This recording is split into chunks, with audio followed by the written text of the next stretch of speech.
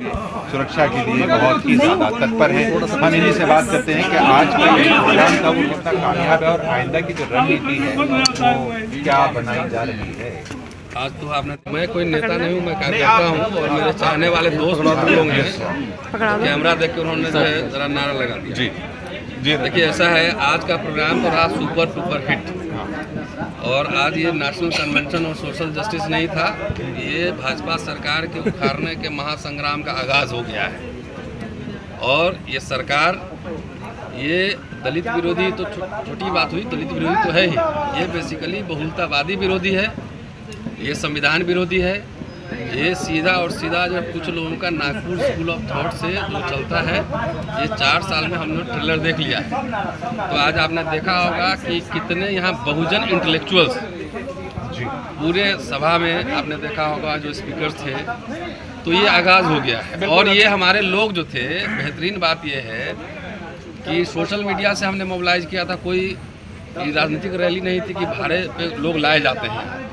अपने खर्चे से पूरा दिल्ली और एनसीआर और हरियाणा और उत्तर प्रदेश और तमाम महाराष्ट्र और बंगाल, कई प्रांत, बिहार के लोग यहाँ पे आए थे।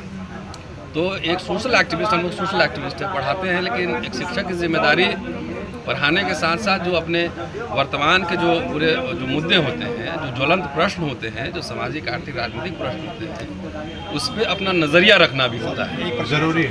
एक प्रश्न है सर, क्या होता है कि सर जो प्रारंभिक रूप से कोई व्यक्ति दलित समाज का होता है, वो शुरू में तो सोशल मूवमेंट के मुद्दे उठाता है, जैसे कई सारे उदाहरण है सामने, फिर बाद में वो मनुवाद, उसमें ब्राह्मणवाद की बातें करने लग जाता है, फिर मामलों से भटक जाता है। क्या उस मामले में एक नारा आपने सुना है, जागते रहो। आप लोग वोट देकर सो क्यों जाते हैं? आप जाते, 1 मिनट सुन लीजिए, उसका जवाब सुन लीजिए। वोट देकर सो क्यों जाते हैं? जिसको वोट देते हैं उससे रोज आपको सवाल करना चल रही है, हम बीच में चर्चा करते रहेंगे। रोज जो है, रोज उनसे प्रश्न करिए और गड़बड़ का थोड़ा घेराव कीजिए। व्यक्तिगत काम के लिए इससे नहीं जाइए।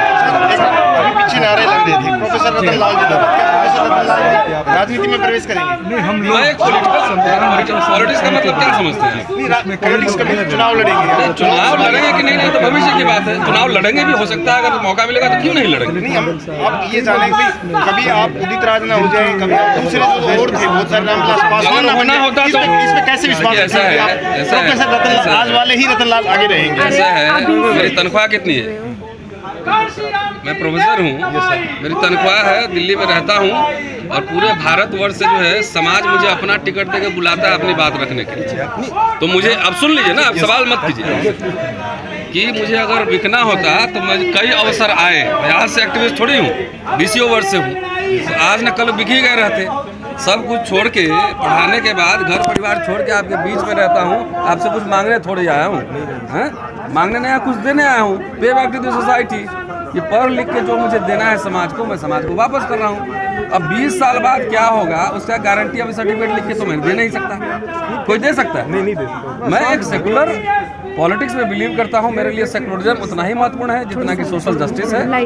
आज आप जाके ये सवाल वो तमाम दलित पिछड़े नेताओं से क्यों नहीं पूछते हैं कि जो कि संसद में जो मेज थपथपाए थे, उन नेताओं से सवाल क्यों नहीं पूछते हैं कि आपके बच्चों के लिए स्कूल नहीं बनवाया उन्होंने? उनसे पूछिए ना पहले।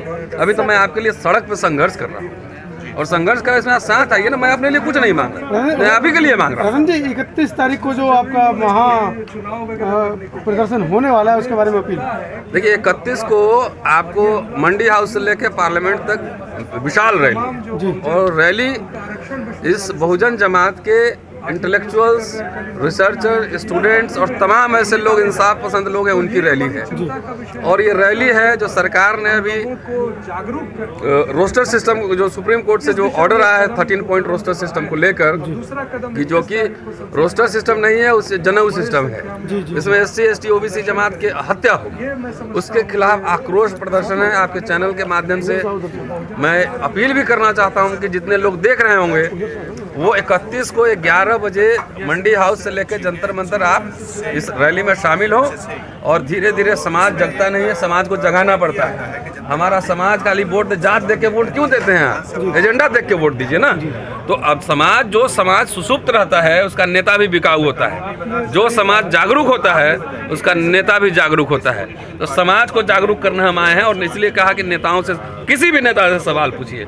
बाबा साहब ने भक्ति के खिलाफ बात कही कि भक्ति जो है राजनीति में व्यक्तिवाद, तानाशाही की ओर बढ़ावा देता है। तो जिन नेताओं को आप वोट देते हैं 4 साल में उनका रिपोर्ट कार्ड आप मांगिए ना, आप मांगिए। आपके बच्चों के हितों की हत्या हो रही है, सब कुछ हत्या हो रही है। तो ये सवाल आपको समझना पड़ेगा। ये हम क्या करेंगे नहीं करेंगे अभी छोड़ दीजिए फ्यूचर की बात। अभी सड़क पर लड़ तो रहे हैं, ये तो फैक्ट है ना। लाखों की संख्या में 31 तारीख को लोग दिल्ली पहुंचने की ऐसी आशंका जताई जा रही है। ऐसी उम्मीद किस तरीके से उनको आप व्यवस्थित भारतवर्ष से लोग आ रहे हैं और सब अपने खर्चे पे आ रहे हैं, अपने खर्चे पे। और ये कोई स्पॉन्सर्ड प्रोग्राम नहीं है, छात्रों का प्रोग्राम है। और चूंकि आप समझिए, आप कह सकते हैं कि हम छात्र नहीं है, मेरा बेटा नहीं पढ़ रहा है, तो ये तो कुछ लोगों की बात है कि नहीं, ये आपके आने वाली पीढ़ी को गुलाम बना देगी। इस तरह का एक कानून है, इसलिए हम सड़क पर उतरे हुए हैं। उनको व्यवस्थित कैसे करेंगे, मेरा सवाल ये था। व्यवस्थित ही है, उसमें कोई थोड़ी है कि कोई क्योस होगा। व्यवस्थित सब एक शांतिपूर्ण मार्च है, मंडी हाउस से लेकर और पार्लियामेंट स्ट्रीट तक। वहाँ पे लोग अपनी बात रखेंगे, ज्ञापन सौंपेंगे कि जल्दी से जल्दी रोस्टर सिस्टम पे भारत सरकार अध्यादेश लाए और सामाजिक न्याय को बहाल करे। टाइम क्या? धन्यवाद सर। 11 बजे से लेकर शाम तक। धन्यवाद सर। यहाँ आने का क्या पर्पस है? देखिए, आज यहाँ पे जिस तरह से मुस्कुरा के बोल रहे हैं भाई साहब। नहीं ठीक है, उसमें कोई ठीक है। ऐसा कोई सीरियस मुद्दा नहीं। सीरियस मुद्दा ये है कि सोचने वाली बात है। 13 पॉइंट रोस्टर जो सरकार ने लागू किया, केंद्र सरकार ने सुप्रीम कोर्ट के माध्यम से, पहले जो 200 पॉइंट रोस्टर था, मतलब हमारा सामाजिक जो न्याय होता था, वो आरक्षण व्यवस्था के तहत जो हमें मिली हुई थी, उस हिसाब से कॉलेजों में हमारे जो छात्र, जो हमारे जो शिक्षक थे, उनकी नियुक्तियाँ होती थी। जो सरकार ने अभी जो चाल करी है 13 पॉइंट रोस्टर की, उसमें हमारे जो पहले ये 13 जो पॉइंट भरे जाएंगे वो सबड़ या ये जो सामान्य लोग भरे जाएंगे। तो सरकार की ये चाल है वो इस तरह की है कि भैया हमारा जो जनप्रतिनिधित्व है वो ना आए, और ये जो भ्रमणवादी जो लोग हैं ये लोग संस्थानों में आ जाएंगे। उस जो शैक्षणिक संस्थान है, जो संवैधानिक संस्थान है, तो ये आरएसएस की चाल है।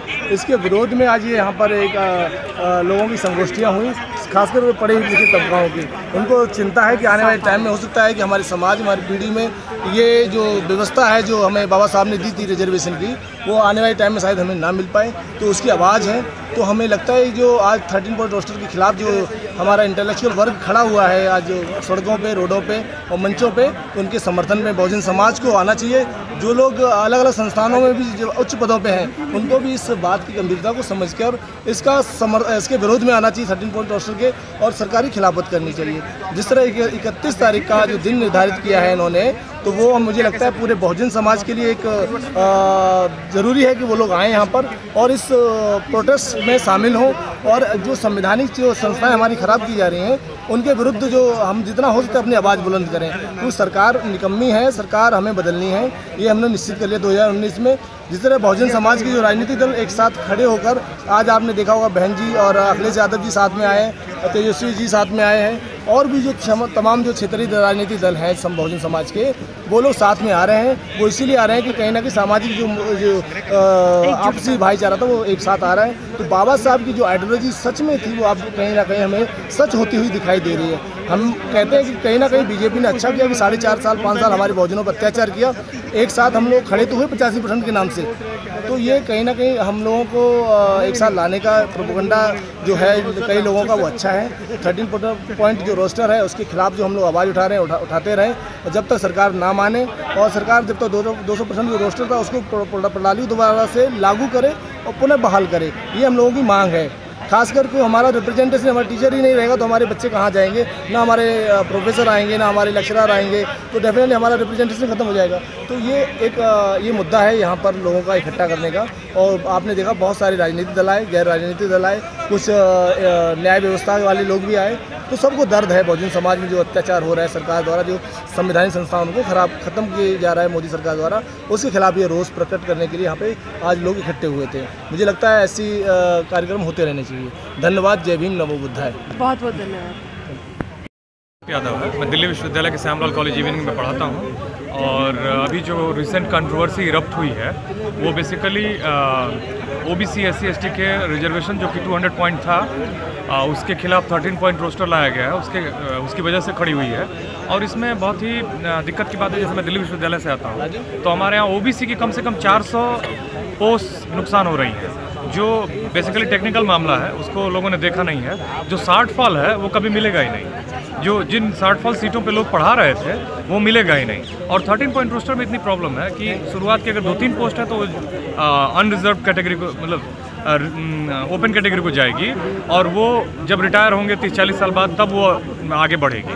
तो बेसिकली ये मामला ऐसा है कि justice delayed is justice denied, मतलब कि अगर आपको न्याय नहीं दिया गया, न्याय में देरी की गई, मतलब कि एक तरह से न्याय नहीं दिया गया है। तो ये मामला सामाजिक न्याय का था और सामाजिक न्याय की जगह पे ये सामाजिक अन्याय किया जा रहा है। रही बात ये जो सुप्रीम कोर्ट का ये जो 22 जनवरी को जो जजमेंट आया है उसमें भी प्रॉब्लम है। ये 2 जजेस की बेंच का जजमेंट है, जबकि 1995 में एक सबरवाल साहब की बेंच थी, उसने ये कहा था कि 200 पॉइंट जो है ये साइंटिफिक है, इसको डीओपीटी अडॉप्ट करे और अपना नियम बनाए और इम्प्लीमेंट करे, ताकि जो समाज के वंचित तबके हैं उनके साथ अन्याय ना हो।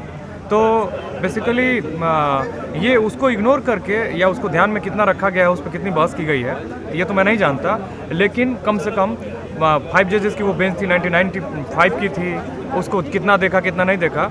लेकिन ये जो जजमेंट है बहुत ही जल्दबाजी में किया गया, जिससे एक बड़ा तबका, लोग तो यही कहते हैं, डेटा हम लोग के पास है नहीं, कि 85% आबादी है इनकी। स्वाभाविक है, मुझे भी, मैं जिस जिले में आता हूँ, लोग पहले कहते थे कि इस गांव में इतनी आबादी, मैं जब घूमने लगा तो मुझे तो 85 से ज़्यादा लगता है।